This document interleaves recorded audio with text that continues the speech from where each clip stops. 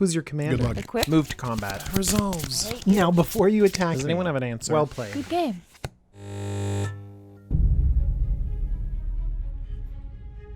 Hello everyone, you're watching the Jumbo Commander YouTube channel, and today I'm not talking about Commander. I'm talking about a brand new format called Oathbreaker. It's very new and very exciting, and let's figure out if this is something that's worth playing. Should you start building decks, investing in staples, or is this going to be tiny leaders too? First, let's figure out what's going on in this format. Oathbreaker is designed as a commander variant, which means it's designed to be multiplayer and similar to the format that we love. Except for in the command zone, we don't have a legendary creature. Instead, we have a planeswalker and a signature spell. So the planeswalker establishes the color identity of your deck, and the instant or sorcery has to follow that color identity. It doesn't have to have all of the colors. If you have a 3-color planeswalker in the command zone, you can have a single colored instant or sorcery to complement it. Just like in Commander, if these cards change zones, you can put them back into the command zone, and you can recast them for 2 additional mana. Now, this new deck building angle is what's getting a lot of people excited. They are used to playing with legendary creatures, but suddenly you're throwing in planeswalkers and instants and sorceries, and it becomes a lot more exciting. This format is also designed to be much faster. It's 60 cards, singleton like I mentioned, but only 20 life. You know, I've seen planeswalkers slow down games of Commander, but it feels like at 20 life, this is going to be hyper fast. There is also a unique ban list. In fact, it's so unique, I'm going to start explaining it right now, and this could give us some context into understanding what planeswalkers and instants and sorceries we might use. By the way, there's one very critical restriction to how you can cast your planeswalker's signature instant or sorcery, and that is that your planeswalker has to be on the battlefield. You know how they have those legendary spells from Dominaria, and you had to have a legendary permanent on the battlefield in order to actually cast them? Well, this signature spell is kind of the same. You need to have your planeswalker on the battlefield, so that rule is probably pretty good because it ruined my idea of playing Dark Ritual and Liliana of the Veil. So I could turn 1 Liliana and then just tick up into Oblivion. So remember, these powerful spells have to be played after our planeswalkers are on the battlefield. So low casting cost planeswalkers are going to be particularly good. This transitions me into the ban list. I first started throwing together combinations, and lo and behold, almost all of them were banned, and so I want to cover the ban list because it's different from Commander. For example, this combination of Nissa, Voice of Zendikar, and Natural Order gets you a very, very fast Woodfall Primus, Terastodon, Craterhoof Behemoth, all sorts of big, hard to deal with creatures. But Natural Order is banned, and it probably should. But it's not banned in Commander, so that could throw a lot of people off when they're trying to brew Oathbreaker decks. Same thing goes with cards like Mana Geyser. I was so excited because Mana Geyser can produce so much mana in this format, and actually in Commander too, that you could just keep playing it over and over again from your command zone, generating infinite mana. I had it paired with Domri because we could search for creatures if we don't have a creature, or we could give something haste if we do happen to have one in our hand. But again, Mana Geyser banned for good reason. Same thing goes for High Tide. And you're seeing a little bit of a theme here. It's the reduction in mana cost effects that are getting banned, and that's probably really good. In fact, there's this planeswalker that's banned from the format as well, and that's Saheeli the Gifted.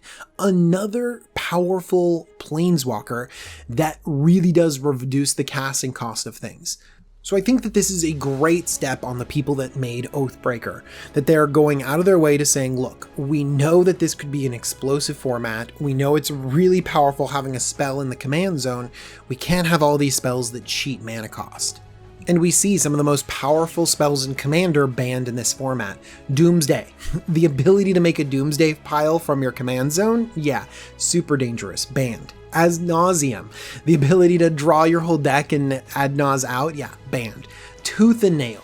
This is a lot of mana, but it does just win the game, and so it's going to be banned as well. Primal Surge as well. 10 mana, but this can definitely put your entire library straight onto the battlefield, and it's very fun to build commander decks around it, but I guess in your command zone it's too much. And Expropriate. Oathbreaker has also banned much of the fast mana in the format. Mana Crypt, Lion's Eye Diamond, Soul Ring, Mana Vault, all of them ban. Now this ban list has given me a lot of hints into what is broken in this format, and it's pretty new. There isn't a lot of testing data out there, so don't be surprised if some of these other cards enter into the ban list because they're just plain old too powerful. By the way, I'm talking about all these spells you can't play. There are some interesting cards that are not banned in this format. I am so excited to play with some of the cards that are not banned in this format, one of which is Prophet of Kruphix. Do you remember this card? It is so good! I think that it might actually be fair in this format because at 5 mana, it's definitely getting up there in terms of converted mana cost, and you are likely to die much faster than Prophet of Kruphix can get online. But man, is this card fun and good. And by the way, the powerful effects keep coming. How about some of the legendary creatures that we didn't have access to before? Rafellos Llanowar Emissary is such a good elf. In fact, this might be a reason to play elves in this format. Can tap for so much mana. And Braid's Cabal Minion was too powerful as a commander, but let's just stacks people out in the Oathbreaker format. And also Karakas. Karakas was banned because you could just always answer your opponent's commander, but it's still a very good card in so many different formats. And so in Oathbreaker, I think it's going to be quite good. So let's break down some awesome combinations, some potential Oathbreaker decks, and see if any of these get you excited. Let's see if we can break this format. Let's start off with Aggro. Aggro is going to be a lot more of a real strategy in this format because everyone's life total is cut down. I want to present to you Gideon Blackblade, the brand new Gideon, turning itself into an amazing soldier, and paired with the spell Armageddon. At 3 mana, Gideon comes down, and then suddenly you Armageddon all the lands away, and you're left with a gigantic Gideon monster that can then start exiling whatever your opponent happens to get onto the battlefield. And of course, you're not going to just have this deck be a Gideon, you're going to complement it with other low-to-the-ground aggressive creatures. Kytheon, Isimaru, Tithe Taker, Precinct Captain, all of these have big, deep effects or come down and be very aggressive from the very beginning. Next, we have an aggro deck that is way less spiky and way more fun in my opinion. Let's look at Huatli the Sun's Heart combined with Tower Defense. This Planeswalker makes all of your creatures assign combat damage equal to their toughness, and Tower Defense is an instant that pumps all your creatures +0/+5. This is a huge effect, and we could easily build a deck based around toughness. Grizzled Lamatu, Runic Armasaur, Indomitable Ancients, these are just going to smash people so quickly. Skin Shifter, another 2-mana, by the way, 2 drops, 3 drops, 4 drops, this is the kind of aggression that we want. Skin Shifter can turn into a 0/8 plant. Dealing 8 damage for a single activation is insane.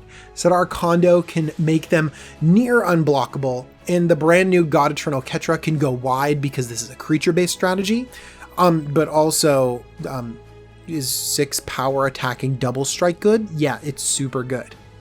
This is a very fun deck that I would be excited about building, but there's a few others that might be a little bit more broken, and one of them might be an aggro elves deck. I mentioned Rafellos earlier being really strong, and elves is a great aggro/combo deck in Legacy, so it would actually transition to this format really well. We could lead off with Nissa, Voice of Zendikar, like I mentioned. You can just start antheming your elves and win that way. You can even have a card like Triumph of the Hordes in the command zone and really just infect people to death from there. That would be great. There are a ton of different cards that can go along with it, and an established deck like elves could just run over people in this format. Next, I'd like to introduce the big mana strategy. You know, it's a little bit harder to get up to big mana with 20 life rather than 40 life, but you're still going to have a lot of time. Nissa, who shakes the world, Well, it doubles your mana. It's a mana doubler on a creature. Very, very strong. And if you can play Nissa on 5, protect her, then you can have a huge Genesis wave the next turn and just win the game. There are a lot of other mana doublers, and you can easily build a mono green deck that always has access to some of the biggest spells. I also want to mention the mana production that Lord Windgrace can produce. I also want to mention Lord Windgrace because it's a 3 mana planeswalker. There aren't many of them, and I think I mentioned almost all of them in this video, but this is how you get access to Jund. I don't mention the Teamer one, but this is how you get access to Jund, and that could be really important. There are a lot of land-based spells that could fit into this really well. Life from the Loam, Splendid Reclamation, but I've put in Crop Rotation because getting the exact right land could be really, really good. A lot of my CEDH friends, shout out to Spike Feeders, they have a YouTube channel, link in the description, they suggested Crop Rotation is incredibly powerful just to be able to get some key lands. In fact, Crop Rotation might even be better than Triumph of the Hordes in that elf deck I imagined, just for getting Gaia's Cradle out onto the battlefield. We can also simulate big mana by cheating something huge into play. Nahiri the Harbinger has this -8 that we see in Modern and in other places that can put something huge onto the battlefield. And we can actually simulate that from our command zone as well with a card like Through the Breach. We'll need just the right Eldrazi to be able to pull this off, but this might be a little bit of a weaker strategy, and also it's going to scare a lot of people, so I don't think I'd use this one. I might want to combo off to get my infinite mana, and the combination I'd like is Huatli Radiant Champion and Uncage the Menagerie. Huatli Radiant Champion has just the right colors and could theoretically go ultimate, allowing me to draw cards whenever a creature enters the battlefield under my control. And Uncage the Menagerie, well, it searches up some important creatures. I think I'm going to cast it for 2 and get Devoted Druid and Vizier of Remedies. Just having an infinite mana combo in your command zone could be very powerful, and we can add a bunch more combinations to this deck, allowing us to get tons of mana and combo out. And if no one answers our Huatli, then the value of playing a creature deck where you just keep drawing cards might just take over the game. You know, Natural Order is banned, Tooth and Nail is banned, but there's another big spell that might have slipped through, and that's Eureka. 2 green, starting with you. Each player may put a permanent card from his or her hand onto the battlefield, and then you just keep repeating this process until everyone stops. Yeah, Eureka is definitely a scary effect, letting everyone else put their stuff on the battlefield. But I honestly believe that this format is a lot more aggressive than normal Commander. People need to pay attention to their curve. You need to be able to have a presence on the battlefield, and so people aren't just going to automatically have gigantic 8 and 10 drops in their hand. And so when you Eureka and drop your own 8 drops, then you're going to take over the game. I have Garruk Wildspeaker paired with it because Garruk is honestly going to be very, very good. Remember, you need to have your Planeswalker on the battlefield to cast your instant and sorcery. And your instant and sorcery is going to be, well, the powerful card in that pair. Garruk Wildspeaker just gives you a discount on casting that instant and sorcery. You could almost imagine that Eureka costs 6 mana. You cast your Garruk, you untap 2 lands, and then boom, you can cast your Eureka. I've also included maybe the combination of Semut Tyrant Smasher because haste might be very good after you cast a Eureka. Garruk could probably pair with a lot of different green cards.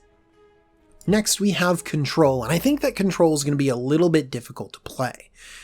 One type of control that you might want to utilize is really choking your opponents out with a card like Narset Parter of Veils. Its static ability reads, each opponent can't draw more than 1 card each turn. Great, especially when your signature spell is Windfall, which means Narset into Windfall.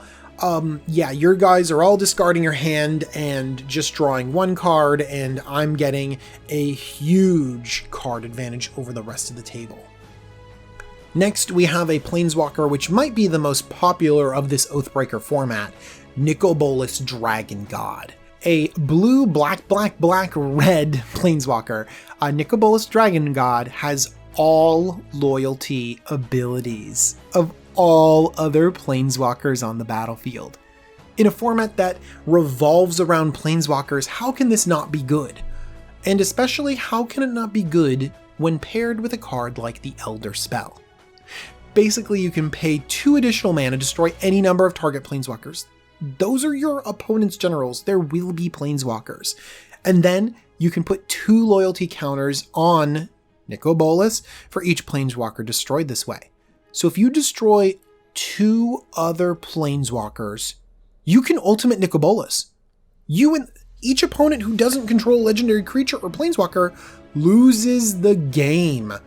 This is a 1-2 punch, and on the back of something that is good and very, very controlling. This is exactly what you might want in the command zone, and it's great having 3 colors. Access to Grixis in the command zone is going to be really good in this level of control deck. And then we also have Aminatou, the Fate Shifter. This is a solid Esper control list. Again, mentioning planeswalkers that have 3 colors because it gives you a deeper advantage. I've paired this one with Demonic Tutor, both to point out that Aminatou can combo, but also to point out a simple fact about these spells. Okay, Demonic Tutor is great, right? It is, it's very good. But then suddenly when we cast it our second time of the game, it adds 2 CMC. Then it becomes a Diabolic Tutor, which is not that good, but fine. And then just imagine paying 6 mana to tutor. Yeah, there's huge diminishing returns when it comes to casting these sorceries, which means that you want your sorcery to be so good and synergize so well that you only have to cast it once or twice. And that's been something that I've really, really paid attention to. That's why you might not want something like a Wrath of God or a counterspell or just a kill spell in the command zone, because it gets so inefficient time after time after time, it doesn't have the right impact that you want. Okay, back to Aminatou.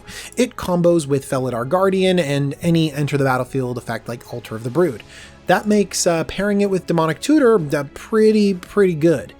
Now, it seems like a lot of these control decks have combo finishes, and that's true for most control decks.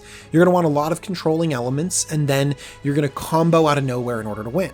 Now, this is very different than the combo strategy, which is hyper-focused on comboing. I don't know, there's just a lot of overlap here. Let's talk about another 3-mana planeswalker, Estrid the Masked. And we're going to combine Estrid with Flash. Why are we going to combine it with Flash? Well, that means that we can Flash Hulk our way into victory. Remember, these are only 60 card decks, and so it's pretty likely that we can have Protean Hulk or Academy Rector in our hand. And if you're interested in how to make Breakfast Hulk or Flash Hulk work, you can just type those into Google and read a primer because it's pretty complicated. But really, all you need is Flash, Protean Hulk, or Academy Rector, and suddenly you've won the game. Yeah, that's a pretty powerful effect to have in the command zone. Another combo that exists in the command zone is straight out of War of the Spark, Ral Storm Conduit. You might have seen this in Standard. Basically, it comes down to Ral's static effect. Whenever you cast or copy an instant or sorcery spell, Ral deals 1 damage to target opponent or planeswalker. So what we're going to do is have Ral in the command zone along with a copy spell. I got Twin Cast here, but lots of other things will work. In fact, you need 2 copy spells in order for this combo to go off. For example, Fork, Reverberate, Expansion. All of these are going to work. So you cast Twin Cast on something else, and then you fork it. And then once you fork Twin Cast copies the fork, and that can fork Twin Cast, and Twin Cast can copy the fork, and they just keep copying each other over and over again, and usually that amounts to nothing, except for Ral. Ral is the payoff, because it actually triggers off of copies. Almost nothing else in Magic triggers off of copies, but in this case, it works. Next we have Teferi Temporal Archmage, and I've combined this one with Whir of Invention, another tutor, and by the way, a tutor with Improvise. It can reduce its mana cost, and we can also reduce the commander tax if we need to cast Whir of Invention more than once. Teferi Temporal Archmage also hits on an important point that I mentioned with Garruk, because the minus ability on Teferi untaps 4 target permanents. That's very powerful. So if we have the upfront mana investment, then Teferi might only cost 2 mana. And Whir of Invention can also be cost very cheaply, getting the exact cards that we need onto the battlefield. Specifically, Mana Rocks, maybe even the Chain Veil, who knows.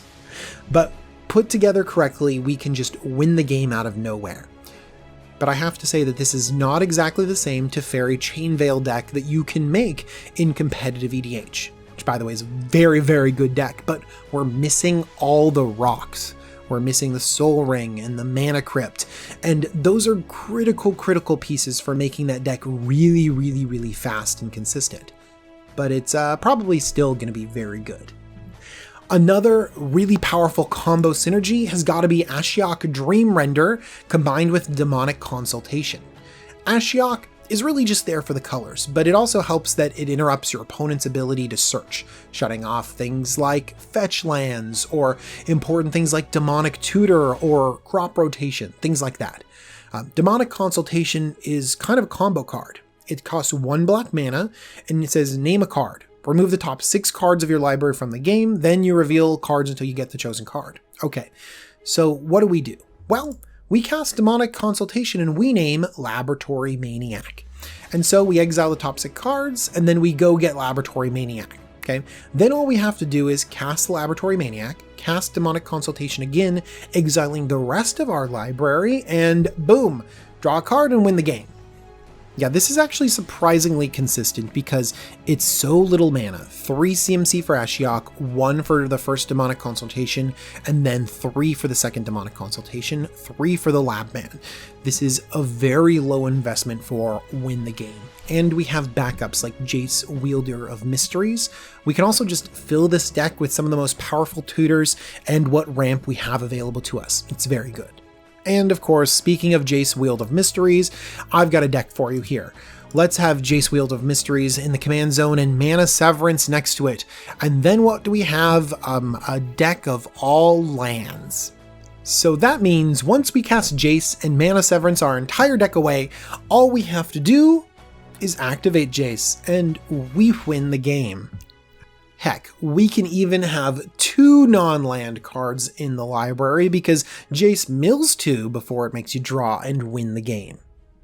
Okay, let's talk about some conclusions from this format. I think you have a good idea of all the different spaces that we have to build with, and it is very fun. I think one thing that we've come across though is that the Planeswalker is kind of the underpowered part. It's the part that just gives us a little bit of value and is pretty vulnerable on the battlefield. But the spell can be crazy. It's often the thing that ends up winning the game for us. Clearly, this format can be broken and very fast. If you're considering playing this format, you need a lot of communication with your playgroup. Find out the power level of the decks that you're building, because I think that I pointed out a few very spiky decks in this, but I don't think that those are the most fun. I want to just pair cool things together. Loading Ready Run did a version of this, and it seemed very cool. There was one that was a werewolf deck. Yeah, that's awesome, but that's not gonna balance very well with some of these other cards. And so just like Commander, have open communication with your playgroup. There are a few cards that are going to be particularly overpowered, and because we've had a lot of our fast mana removed, no Soul Ring, no Mana Vault, etc., the pieces of mana ramp that we do have are going to be crazy good. Mox Diamond isn't banned, and it's very powerful. It's also very expensive, so this might not be for everyone, but it's going to be really important if you're building a competitive one. Same thing with cards like maybe Grim Monolith. Going on to interacting with Planeswalkers, you might want to have some way to deal with them. Okay, so here's an interesting scenario. Your opponent plays their Planeswalker. Okay, you might not care about that Planeswalker, but you might care about the instant or sorcery in their command zone. It could be very powerful. And so being able to answer that Planeswalker so they can't cast that instant or sorcery might be very good. Here's something that you might want to consider. As soon as you cast that Planeswalker, okay, you have priority. Your opponent can't do anything, okay? So what you need to do then is cast your instant or sorcery without activating your Planeswalker. That's very critical, because as soon as you do what everyone does, which is cast your Planeswalker, activate the Planeswalker, then it opens it up and your opponents can do stuff like bedevil your Planeswalker. Yeah, you still get the activate ability, but what if what you really wanted was your signature spell? What if you wanted to cast your critical spell out of the command zone? You might be able to if it's an instant, but I mean, you could be losing out. So be very aware of when you activate your Planeswalker, and you might just want to leave it alone so that you can cast that critical sorcery whenever you need it. I hope that intricacy got across to you. You also might want to interrupt your opponent's very powerful spells with cards like Nevermore. You might just play Nevermore, say, hey, you can't cast your Mana Severance that'll win you the game, and then suddenly people are stuck. I have a deck full of islands that can't beat a Nevermore. I think that's hilarious. You also might want to interrupt Planeswalkers and instant or sorceries. Dovin's Veto. Sounds great. This spell can't be counter target non-creature spell. There's going to be creatures in this format, but you know they're going to have access to Planeswalkers and spells. You also might want to play cards like Thalia, Guardian of Thraben. This is a symmetrical effect. All non-creature spells cost 1 more to cast. That includes your own commander, your own spell. But that might not matter. In the Gideon deck that I described to you with Armageddon, well, it'll be way better to slow your opponent down. And finally, other cards that interact with Planeswalkers, getting you to those ultimates could be very good. Deep Glow Skate, doubling the counters, or doubling Season, doubling everything are going to be really good. You don't need me to tell you that these are good cards in a format that revolves around Planeswalkers. But what do I think about Oathbreaker? Well, I love the design space. I really like building new things, and this opens up so many possibilities for building. I really like the idea that this might be faster than Commander, and in all my testing, it seems to be. And that's really cool. It could open up strategies like Aggro. Can you imagine that? Aggro decks in Commander? Crazy. But I'm also worried. I feel like one of the big complaints of the Commander format is when there's disparate power levels, when someone pub stomps a smaller deck, or when a new player can't feel like they get any traction in a game because their cards aren't powerful enough or they didn't build their deck right. And I think that in this format, it becomes all the more critical. You need to have a tight curve. You need to have a low curve. People that have expensive cards might run away with the game. I think that it just kind of like puts a magnifying glass on some of the problems that exist in Commander as a whole. And that might not lead to the best play experience. But that's up to you and up to your playgroup. So talk to them, find out the power level of this. And when you test it out together as a group with your friends. That's gonna be awesome. That's gonna be so much fun. I want to thank you for watching and thank my sponsor, tcgplayer.com. I did not make a deck list for every single combination that I mentioned, but I made a couple. If you want to check them out, click on the link in the description. That'll take you over to TCG Player, and I want to thank them because they're awesome and give me the opportunity to share really, really cool formats with you. And thank you to my patrons. They give me the flexibility to cover weird stuff like this because this is not normal. I don't usually cover stuff like Oathbreaker. And so if you liked this little dive into something new, make sure to let me know. Please click on the like button, give me a thumbs up, share this with a friend. I just really appreciate everyone's feedback and support. So thank you so much. And I'll see you next time for, Commander content. All right, bye.